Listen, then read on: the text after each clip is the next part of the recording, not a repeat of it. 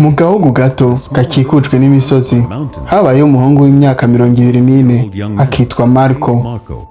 Marco yari umuntu adatekanye mu mutwe, ivyumviro vye vyama vyuzuye mu mutwe. Umunsi wose ivyumviro bitandukanye byaraza bikagenda, kandi ivyo vyumviro byaramugora cyane ndetse bikanamunaniza mu mutima. Yama yiyumva kababaye kubera ivyo yari yarakoze muri kahise, ndetse akanangayika cyane kubijanye na kazoza, kuko ivyo vyumviro byamugora cyane mu mutima wiwe. Nta byishimo byamugaragara ko ntiyashobora gutekana, ntiyashobora no gusinzira neza. Yari yanibagiwe ko guseka bibaho. Umunsi umwe Marco yumvise inkuru y'umugabo w'umukambwe yabaye umuhinga mu myifato y'abantu, bamwe bita psychologiste, ndetse akanafasha abantu benshi mu buzima bwiwe, kandi akabigisha ingene babona amahoro mu mitima yabo. Uwo mugabo yari amaze gusaza, yari arasize ubuzima bwo mu gisagara, ndetse ajya kwibera kure cyane mu cyaro, atangura kuba mu gihugu gitekanye kari hafi y'ibidukikije, kandi icyo gihe yarafasha abantu bamugendera akabaha impanuro z'ubuzima. Marco yaragize amatsiko n'icyizere, aca yumvira kugenda kubaza uwo mugabo amwiganira ukuntu abayeho. Aravuze ati ntegeza kuja guhura n'uwo mukambwe. Yiyumvira ati kumbura uwo mugabo w'umunyabwenge ashobora kungirira akamaro, ndetse akanamfasha kubona amahoro. Nyuma y'iminsi myinshi y'urugendo rurerure kandi runaniza, Marco yarashitse muri ka gahugu kari mu misozi. Ahashitse yabonye inzu nto yitwikiriwe n'ivyatsi. Ku rubaraza rw'iyo nzu uwo mukambwe yari yicaye atekanye, amaso yari yugaye kandi yagaragara nk'ufise amahoro menshi. Yaramwegereye buhoro buhoro aramubwira ati "Sogoko, umutima wanje ntutekanye, sinshobora guhagarika gukomeza kwiyumvira ivyiyumviro bitari vyiza. Ndashaka amahoro mu mutima wanje, woshobora kuwufasha?" Uwo mutama yunamuye amaso yiwe buhoro buhoro, maze amuha akamwenyuro. Arabanza aramwenyuramo gake, aramubwira ati "None uriko yarondera amahoro?" Marco naravuga ati "Yego." Mutama aramubwira ati "Ntuze unkurikire, ndagushakira igikorwa gitoyi, maze ubundi amahoro yawe yabone." Amujana mu gashamba kari aho impande y'inzu yiwe, aca mwuzuriza ikirahuri c'amazi, ndetse gushika no ku munwa waco. Ikirahuri cyari cuzuye cyane ku buryo no gutekereza gake kwashobora gutuma amazi ameneka. Yamuhaye ico kirahuri aramubwira ati "Genda uve hano ushike ku mpera y'iki gihugu, hanyuma ugaruke, ariko wibuke neza ntutume n'igitonyanga na kimwe c'amazi giseseka hasi." Marco aramutangarira cyane, ariko ashaka gukora uko ashoboye kose. Yemera ico gikorwa, afata ca kirahuri yitonze cyane, atangura urugendo. Umuhanda wari muto cyane kandi urimo abantu benshi, bamwe bagenda n'amaguru, abandi bakagenda biruka. Abadandaza bagenda bahamagara abakiriya, imbwa nazo zaguma zimoka buri kanya. Ariko Marco ntiyigeze areba hirya no hino, amaso yo yari yibereye ku gikombe yari afise. Yagenda buhoro buhoro kandi yitonze, intambwe ku yindi. Abantu baramuraba bakamutangarira, ariko nta n'umwe yigeze ataka umwanya. Bari bazi ko ariko arakora igikorwa gihambaye.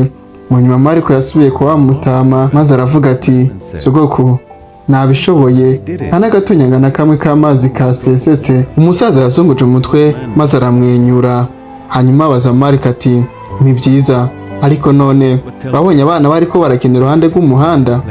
Wumvise n'imbwa ziriko zirahuma?" Marco aratangara cyane arishura ati "Oya, nta na kimwe nabonye canke numvise, nariko ndibanda ku gikombe na rifse gusa." Umusaza arongera arazunguza umutwe, ndetse anamwenyura buhoro, maze aramubwira ati "Iki nico banga, hari ikintu cyari gisanzwe kiri muri wewe, ariko ntiwari ukizi. Iyo umutima wagumye mu gihe urimo ubu, ntasigara umwanya w'ubwoba, nta kanyamuneza kenshi, nta n'ivyumviro birenze." Ico nico gihe wari kuriyumvira, nta kindi wari kuriyumvira, yari amazi gusa yari mu gikombe.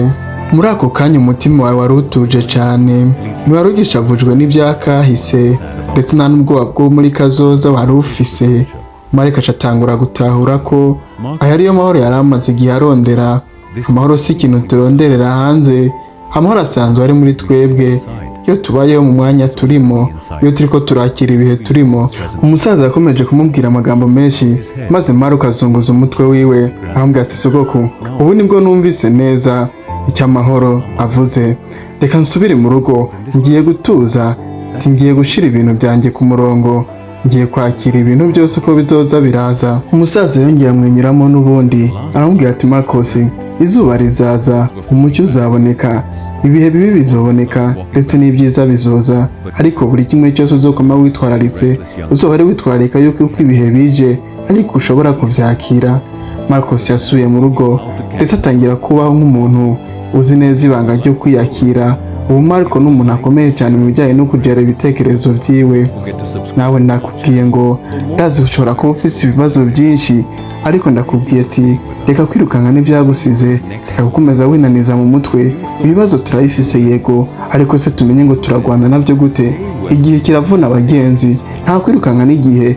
Igihe ugiye kugitwara uko kidashaka cyo kirakuvuna, ahubwo reka twemere uko igihe kidutwara, maze nyuma y'icyo gihe hari ikindi gihe kiza kizoza. Nizere ko nawe wariko uratwara igihe uko kidashaka, ukireka kigenda uko gishaka, nyuma yacyo ikindi gihe kiza kizoza. Uno munsi uri mu mwijima, ejo uzoca, kandi ndazi kuzishima. Nimba kano gakuru ka Marcos kagushimishije, reba ukande follow aho hejuru, wewe uri kuri YouTube ukande subscribe kugira ngo n'izindi nkuru z'ubwenge nk'izi nizo zize gucika. Ndanayibutsa ko kuri Ineza Creative Lab dukomeje gutanga subscribers ndetse na views ku bantu bafite social media zabo bashaka boostinga. Ndanabibutsa ko dufite YouTube channel ziri monetize, ushaka channel iri monetize habiri ku subscribers 500, iri ku 1000, 1010 ndetse no kugera ku 2020. Izo ngizo ziba zihari mwanya wose. Ndabibutsa ko dusettinga YouTube channel neza, Facebook account, Instagram ndetse na TikTok. Ndanabibutsa ko yo tugusettingiye YouTube channel turakomeza tukayikurikirana kugeza igihe itanguye guhembwa. Ndabibutse ko umuntu wese afite ikibazo kuri chaîne yiwe yo bitakigira recommendation cyangwa se harimo copyright strike ndetse na copyright claim, murashaka kuduhamagara kuri nimero 62 cyangwa se mukatwandikira kuri email inezacreativelab@gmail.com. aba ni kubari hanze y'igihugu. Ndanababwira ko ibibazo byose mufise ku bijyanye na réseaux sociaux mwotwandikira, maze undi tukabaha igisubizo. Murakoze. Ni Israeli, murakarama.